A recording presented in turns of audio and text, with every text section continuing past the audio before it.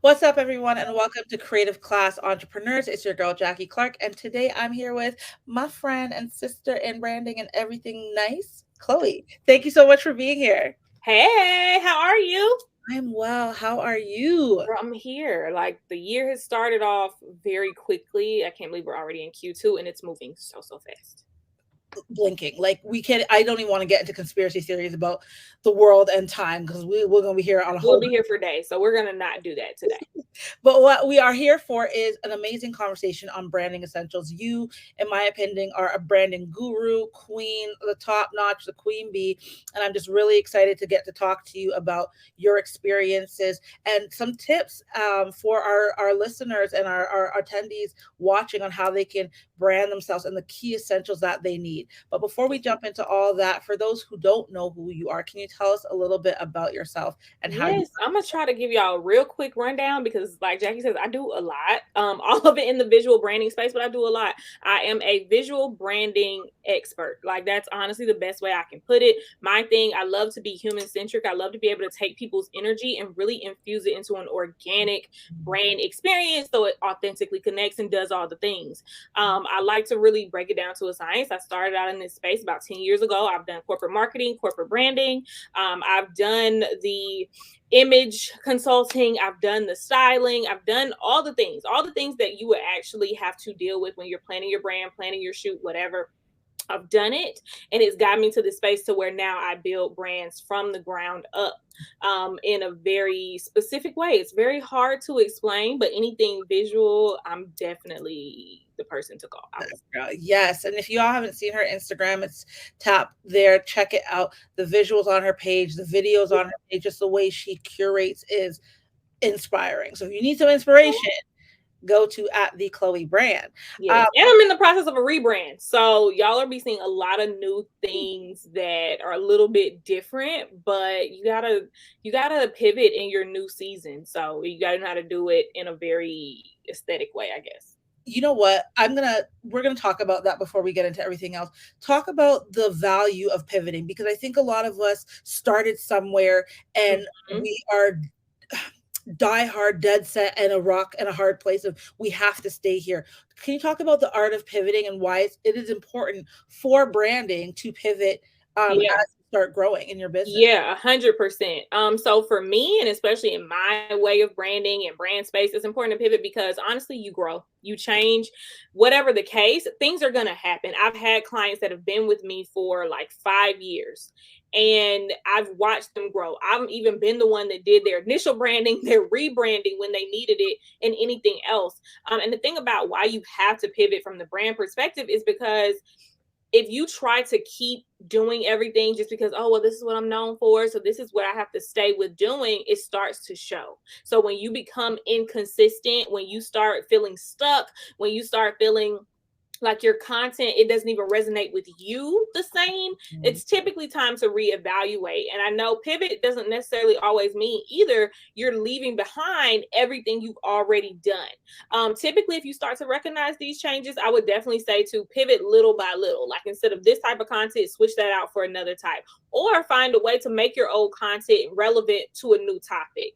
and then start to roll out anything you're doing new and differently. Reintroduce yourself. Don't be afraid to reinvent yourself multiple times. But like I said, it just starts to show when your heart's no longer in it. And because of the type of my method when it comes to branding clients and things like that, I can always tell when you're not passionate about the way you do things or when you're unsure, because it makes it harder for me to even put into a story if you can't tell me what the story is. So pivot for the sake of staying connected, staying relevant, being able to continue to rise to your next level, being able to just be confident in change. It will get you a really long way with visuals and branding and content and in Absolutely. life.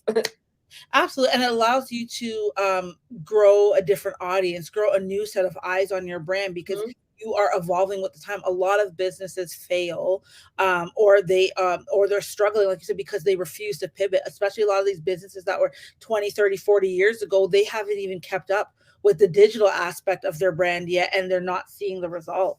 Um, Right. so we hear the term branding. It's a coin term now. Everybody knows it. In your opinion, what is branding and why is it essential for a business? or and why is it essential for a business or organization? To me, the simplest way to talk about branding is it's an association. And I mean association as to how you think about something. Like if you think about any brand that we already know about, like Nike, they have a certain level, you expect your Jordan to fit a certain way or your Air Max to fit a certain way. That's a brand thing. And I also have to tell people all the time, my specialty is actually visual branding. So it's a very specific type. It still has that term of association with it, but visual branding is like you're associating specific feelings, emotions, reputations with what you see specifically. Because say for example, like if you say you bought a Louis bag and you're like that's luxury, right? Like you saw a luxury campaign, you saw a really nice fashion show, whatever the case, so you're going to assume, even if you've never heard of Louis, you're going to assume you're getting quality because of a visual brand perspective. On top of that, a price tag, that's still visual branding. It's a sticker. You see a price, you automatically be like, okay, this is that, right? But you could get something and then it's not what you thought it was. Like you actually don't like the quality, you actually don't like what it stands for, whatever the case, but you bought it because of the branding. So regular branding without the visual in the front, it works the same way. Automatically, when you hear a name, when you come in contact with anything they put out, if you're working with for example, a coach, right, and they have a brand, that means that typically you're already hearing people talk about their experience. So it's not something you could technically see, but they're already saying, well, this was a good coach because XYZ. I learned this. You're going off word of mouth. Everybody's saying all these good things. So branding is just association, like how people think of you, they think of your brand, your business. We'll say that because business and branding is also two different things. You can have a business and not a brand. They are hand in hand, but they're not synonymous. And so that's something that I think also should be talked about from time to time, because I know people that have a great back end, everything automates, but their fonts are all over the place. Like it doesn't look trustworthy. So therefore it can go a lot of different ways. Branding is a very overarching term now. And yes, like you said, it's a trendy word now. When I first started, branding was not a term you heard unless you worked corporate. And it wasn't even in the same context as it is now. So with that being said, it's like now you have to really understand what are you talking about in relation to branding versus just, oh, we're talking about branding. And you talked about fonts all over the place, colors all over the place. You talked about trust. Can we talk about how colors, fonts invoke or I don't think devoke is a word, but like invoke trust or therefore kind of be like, oh, Yeah. So a lot of people don't know I'm actually like a color psychologist in real life. So that's why a lot of times when you see my work, it looks very different across depending on what the brand is, because I literally take colors to be able to communicate. So the reason those things are important because they evoke feelings and energy, and a lot of people don't realize that. Like they're like, you know what? I found this pink I like. It looks really good with this red and this orange, and it doesn't mean it doesn't look good. However, it might not be the colors that are in association with what you think. So a lot of people don't know pink actually means trustworthiness, but a lot of people just pick it because beauty, femininity, and things like that. But pink has a very deep rooted definition. If you think about a lot of food service businesses, you think about Burger King, McDonald's, KFC, Chick-fil-A, all these places, if you notice, they have red in their branding. And yes, you think of red like, oh, well, red, typically you see in red, you think anger. But the same part of the mind that makes you angry makes you hungry. And so that is why most food services include red in their branding. So now, granted, there's more shades of just one shade of red, one shade of pink, so on and so forth. But that is why understanding tones and the added undertones and all of that make a huge difference in your branding. And it creates, like, if you think of most luxury brands, you see a lot of them are just black with a sense of gold. And gold isn't even a color, to be honest. I hate to hurt anybody's feelings. Gold is not, it's a texture, actually. And that's how you're able to have a gradient or see that gold looks like you can touch it or whatever the case, because it's a metal in real life. But you attribute those things to luxury, and black is actually the absence of color. That's why there's a lot of brands that have black, because it's not necessarily to associate with either feeling. It's to just appeal to people who like nice things. It's very much so just something you sense. And the reason these things are important, so if you're telling me I'm coming to your spa but your spa colors, because your favorite color is yellow, that doesn't make me feel calm. Like yellow is a happy color. Yes, it is meant for high Okay, energy. don't hate on yellow. That's my favorite color, girl. Don't Listen, hate. I love yellow. It's not my favorite, but I love yellow. It looks great on my skin. Okay, like that it is what it is. But if you're telling me you have a spa and you want me to relax, yellow is not the color that would associate with that. It's yellow is high energy, but at a spa you're supposed to have low energy, not in a bad way, but to be calm. Like you're supposed to be centered and things like that. So that's why. Now, if it's a you could possibly put it in there if it's a light yellow, but that's why you got to understand the shades and the hues of each individual color. And it can get real deep real quick. So I'm not going to stress y'all out with it today, but Well, color psychology is a thing. with that being said, for those who are watching and listening, tap in with your favorite color in the chat, and tap in with what, or your brand color, tap in with what your brand color or colors are in the chat, and let's see if your brand colors align with the value Yeah. of your business. Is it you just liked it, or is it that it actually you actually know the psychology of color? So thank you so much for breaking that down for us. I do, as a having art and design background, I do understand colors, Yeah, but I I know don't you do. I never realized though that now that you're thinking of red and food, like it's literally everything is coming to my mind. I'm like, this has red, this has red. And I didn't realize that Yeah. red was a invoked hunger. Like I look at it as stop or angry or like Yeah, but see, even the stop, that's like stop and eat, stop and do this. Like it has a lot of underrated psychology with red.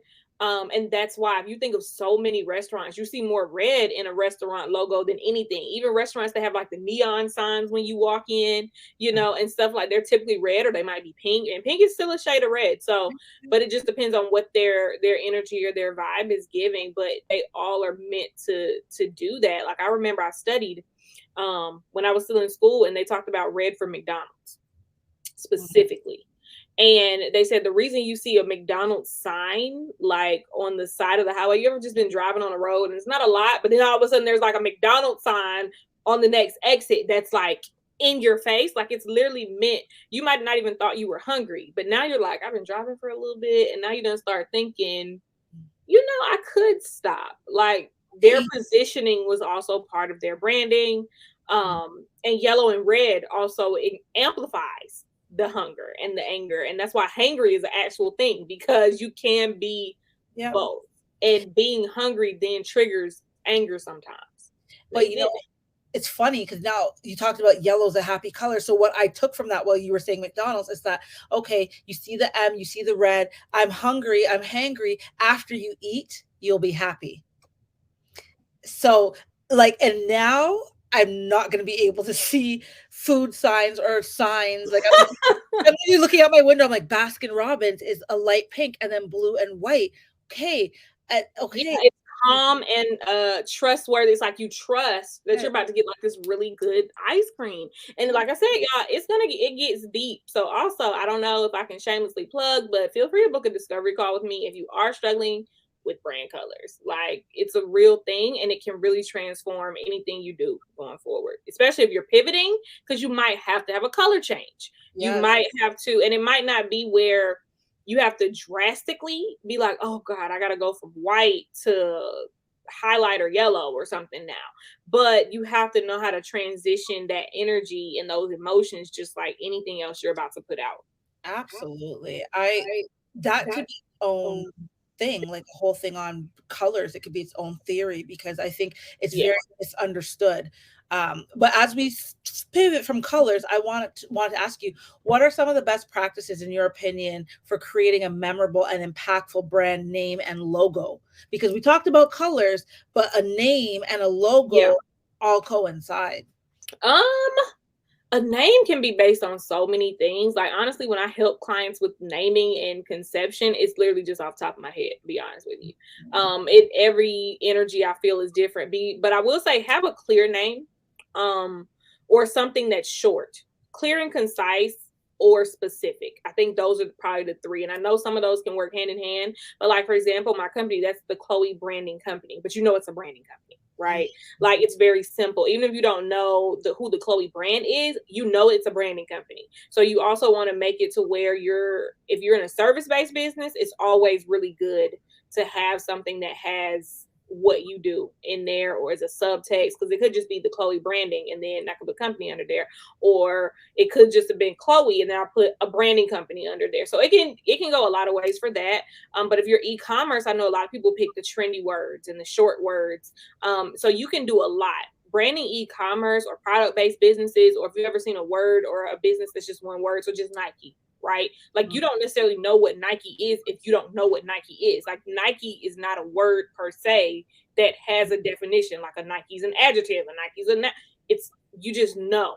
So when you do have those types of concise and short term brand names, that's when you can really get creative with how people associate it, because now you just hear it. You hear Pretty Little Thing, right? You just know what that is. Like, but if you would have just heard it, you might just think it's talking about a girl, right? And it is. They're helping these women define how they dress, who they are with how they dress, and things like that. So you're the one that's defining what it means. And that's why the conciseness and being specific is a win-win.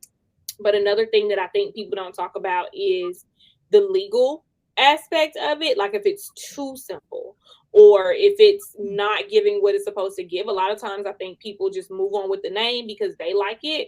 But like I've had to go through an attorney a few times, and sometimes your attorney can help you come up with a different option. Like if it's something that you want to trademark, because having something that is too simple can also sometimes be rejected to where you can't even trademark it, even if you can still use it. And for protection purposes, I think it's good to be able to have a name that can be trademarked. So that's also a part that I think doesn't get talked about. And that's also where branding comes in, because it adds value to a brand name. Once you have a trademark, it's protected. That means anything that the company owns now is associated with that same level of whatever the brand's, reputation is.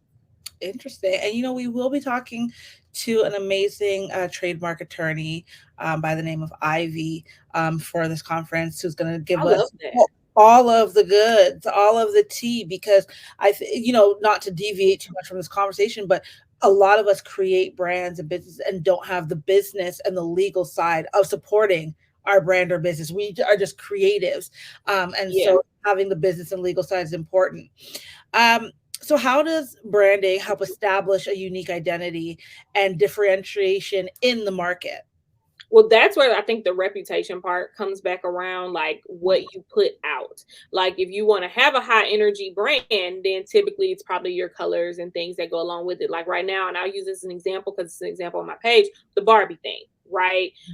Everyone knows that's a very bright pink. It's very girly. It's also very like more playful. So it's typically for the lower ages. We're enjoying it because it's nostalgic. Yes. But beyond that, it's typically just you just associate it with fun. You associate with happiness, and things like that. So you have to be able to use everything people see, and that's why the visuals are so important, to first reel them in, but then create the experience that aligns all the things. Like that's why the branding aspect is so important, because now people are starting to associate the quality. Think about if you heard a lot of people say, "Oh, well, my Barbie doll broke." Minus the little rough kids that might have took her head off, because we all knew those people too. It's very rare that certain things on a Barbie, at least that I've heard. So I'll say that, y'all don't get mad if you know about 10 people who Barbies broke, but I don't know any. But you associate that with you're getting a good doll. You're getting a good doll that can change clothes. You're getting a doll like you can make it your own because of the personality, the different play sets. It's very customizable if you think about it to what you like. Same thing with any type of branding. It's supposed to be able to resonate with whatever your target audience needs and wants to resonate with. Like you want to be able to associate, how does it make them feel? How does it make them act? How does it make them think? And those are the things that go into the branding aspect. It's not about the person really who started it. For me, I use that energy just to infuse that in it so it makes them feel like they know the person, but that's not what it's about. It's about how your brand is associated in the client or customer's mind to make them purchase. Yeah. And to trust. Absolutely. And you talked about emotional connection. And, Yeah. I have several conversations and I talk about this all the time. People buy emotions. You buy a certain Barbie. If it breaks, you are in shambles because, that Barbie or that doll or that teddy bear was with you through hard times. People buy emotions, they buy feelings. You buy a certain deodorant because it makes you smell good. You said a certain restaurant. So that's Yeah. the same with your branding. What emotion are you trying to invoke? And what do you want your customers to, what attachment do you want them to have to the brand? What do you want them to make them feel? I think those are questions that we don't ask. Now, I know when it comes to branding, there's a lot of talk about brand guides and style guides. For those who don't know what that is, on a very, I don't want to say high level, but on a very, like, simple level, what is a brand guide and style guide, and what are some essential tools or things that you need to have in it to help and support your brand? I think it can vary a little bit, but generally speaking, it's a document of some sort that includes your colors, fonts. Sometimes it can include image examples or inspiration, and any type of design elements, just so you can see how basically how everything works together, how those visual elements work together on a very, standard level, because it's going to get more custom as you take your own photos. Like, for example, you can pin everything that you like, and maybe some of the pins on your Pinterest look similar, right? But it's going to look a little different once you actually take your own photos and things of that nature. So, a brand guide or style guide is just showing you what is the style of all the elements of your brand, how they come together, how they look together, how they work together, and how they can be used in different ways to keep everything cohesive, but at the same time creative. My brand guide that I give clients is actually 30 pages. So it's not just that's why I say it's a document. There's style guides that are one page that might just have all the elements. And then there's some that are very specific. So what I typically do, I like to even write out, okay, if this is their mission, how does that then tie into the colors that it's selected? How does that, how does it influence the behavior? So a brand guide or style guide can look like anything, because there's also then brand guidelines, the same, like, this is how you use our logo, this is how you don't use our logo, this is the colors that don't go together, but they're still within the one brand. Like, it really just guides you through how to use the things that you've been given from your designer or that you made or whatever. So what are the things that a brand guide has to have? Like some of the top level. I know you said 30 pages. That's a and Yeah, mine's is extensive. I love I'm the same way. I'm an extensive, like, you get a report from me, it's 30 Right, pages. it's basically a report. Like, 100%. this is how it goes.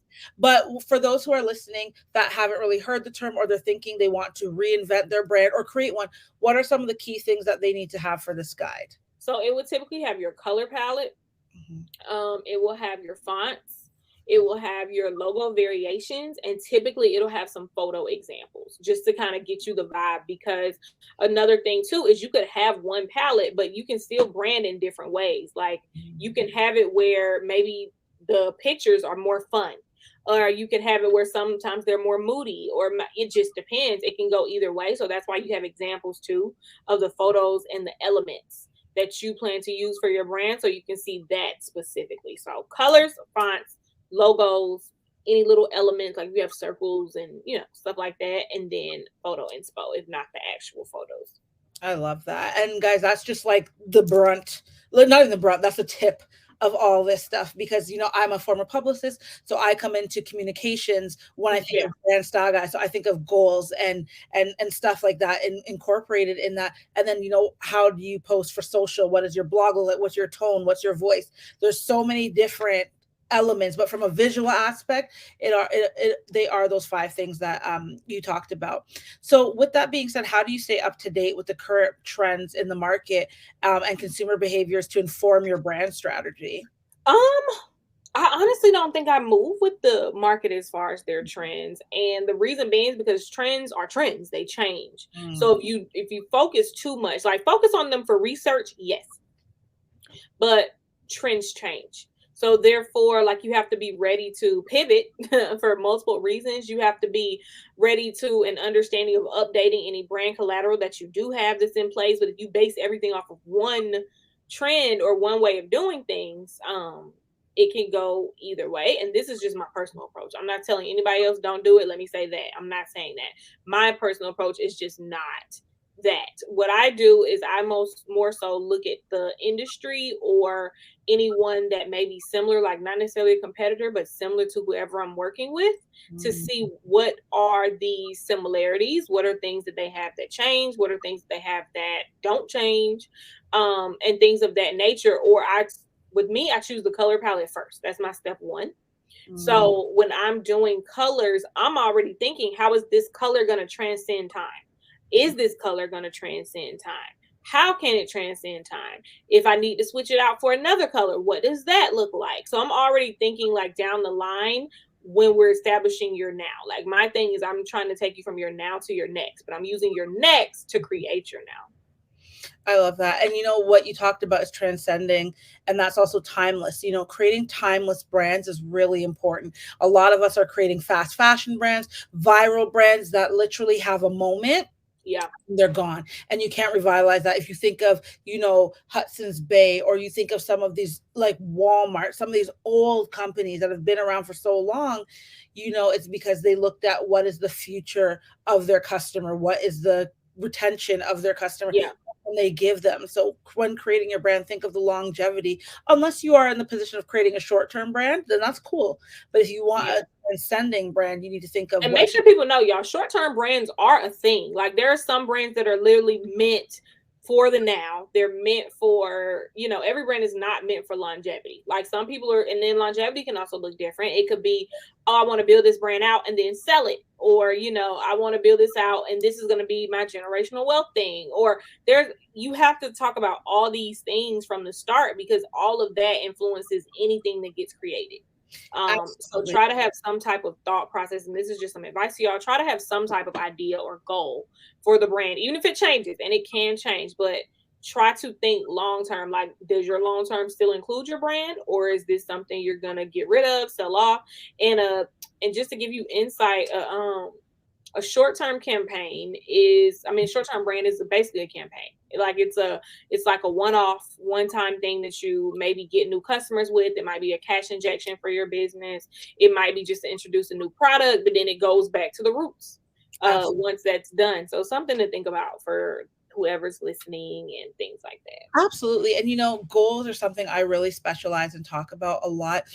They are overlooked. You have to have long term, short term goals, action steps, tactics, and strategies for those goals. And you have to reset your goals. Like I Yeah. do goals every quarter. I have long term goals for the year, and then I do short burst of goals every quarter. And then there's smaller goals within that because your goals will change because life happens. Your brand or yourself will change. So consistently reevaluate your goals. So when we talk about social media, Hmm. branding is really huge across social. I think, you know, it's changed all of a sudden. Like, you know, apparently I heard carousels are back now along with reels and this and that. Yeah, But I'm definitely enjoying the carousels being back. I'm like, please give me a reason to photo dump. And that's what I've been enjoying personally, because I'm like, ain't no way y'all gonna get this whole camera roll. There's no way. and is that part. So I want to ask, how do you approach managing a brand's online presence and digital marketing efforts, including social content marketing and influencer partnerships through visual branding? For me, it just depends on, again, it goes back to the goals. Like, that's why having a plan is so important, because everything you do, you need to be able to refer back to that plan, because some brands might need influencer marketing heavier than another. It's just based on what that brand is. How customer centric is it? Like some Mhm. brands, if you notice, they might be working with exclusively like one or two big influencers, but another brand might be trying to get started with micro influencers that maybe don't charge as much due to a budget. Like a lot of things are factors. What's the budget?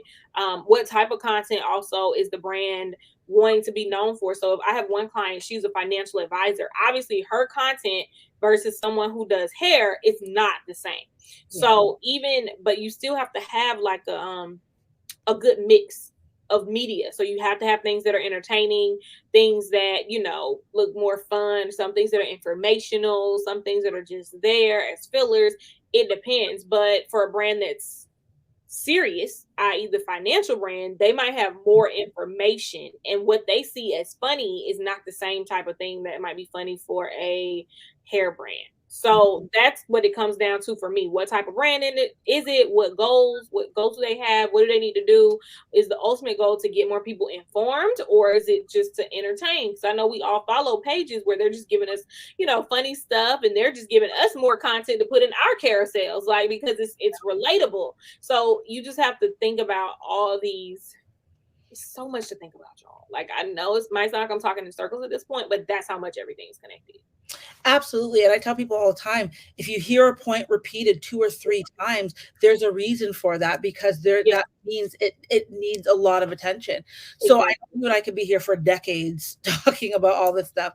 But I did want to talk one last point, and then I wanted to get into how people can connect with you, what you have coming up. I'll talk a little bit more about your rebranding quickly. But can we talk about the importance of consistency? So how do you, or does a brand, ensure consistency in its messaging, and visual aspects across their marketing or social channels?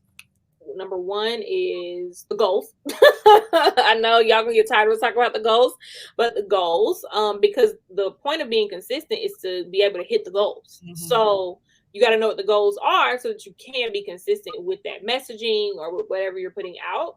But also with consistency, have a plan. And I think, and I'm speaking from a place of anyone who's followed me, I definitely have times where I'm not posting every day. And I'm okay with it. My form of consistency to me does not mean post every day, post a million times a day. For me, it more so is post valuable content every time. Mm. So consistency can mean different things. And so, like, when I do take a break, yes, people will say, girl, I'm just glad to see you back posting. I'm glad to, you know what I mean? And they're still there. Like, they didn't leave. Like, I'm sure I've lost some followers. Everyone has. Of course. But, and that doesn't even, it's like, that don't even matter. But the ones that really support me, stay with me, all of those things, they have remained in my corner, and they're already, whenever I might decide I'm not going to post for a month, right? But when I do post again, it's going to be a long post with some type of information in it. Right. So that's my personal consistency aspect. Yes, you do need to be consistent, especially if you really want to grow your business, and social media is your main channel of marketing. I'm not saying don't. I'm not saying don't listen to the multiple posts a day or Mm. whatever works for you. But it depends on how rigorous your content plan may be. But don't think consistent means that you also get away from the value and from the actual message of what you're trying to put out. And that's why I lean more so on, am I consistent with what I'm giving versus when I'm giving it? That's a key one. What are you consistent in, versus what? I've always been a quality over quantity type of person, because again, people know when you're baiting and fishing. You're just putting Yeah. out content right now because you think you need to put something out because you want to try to make a sale, versus you put out timely pieces that people are like, oh, she posted again. I got to catch up because something good is going to happen, or something good I'm going to receive good information from that. So that is definitely some key cornerstone things. So I know we Yeah. could be here all day. How can people follow you online? How can they connect with you? Do you have any program services? Like, what's up with you, girl? Yes, I have things. Well, especially since I'm rebranding, so y'all just gonna get a little bit of everything at this point. But I'm the Chloe brand. I don't know if they can see the can I see the name? That's Yes. right. Okay. If y'all can see the name, I'm the Chloe brand on all social medias. So hopefully that's easy to find. As far as working with me, if you already have a brand and you're really looking for that full overhaul, whatever the case, the Chloe Branding Co. is where you can book a free discovery call. We can just talk it through a little bit. I am working on officially launching my courses. So if you're not at that high level, I want everything done for me, because I'm going to tell y'all, branding is an investment, and it is an ongoing investment. This is not like if someone says, yeah, I do your logo, your website, and then we're done. That's more so just a graphic designer. Like a brand designer or a brand advisor or consultant, like in my space, like I said, my clients have been with me at least a year when they're first starting out. So a year, 2 years. My oldest client now is 5 years with me. So it's an ongoing thing because things continue to change. So that's the Chloe Branding Co. It's spelled the same way as my name, but with INGCO at the end. And then, like I said, my courses are coming out. That's Chloe Courses, because it's going to be teaching you my exact process of branding and building out your brand. Even if you're not in the space, like I said, of getting it done for you right now, I'm walking you through everything in my brain. I literally dump my brain into this course so I can impact more people. So be on the lookout for that too. I love that. And you guys, there was so much knowledge to take away from this, and that we only really scratched the surface and we could go deep. But again, Chloe has the Chloe courses. She has a lot of great tools, tips, and information that you can find online and on social about her. Like, dive in and really have a deeper look at your brand. Like, do you have the essentials to keep your brand in a space of transcendent? And I'm going to leave you guys all with that question. Chloe, thank you so much for being here. We really appreciate your time. Thank you so much. Yay. Thank y'all.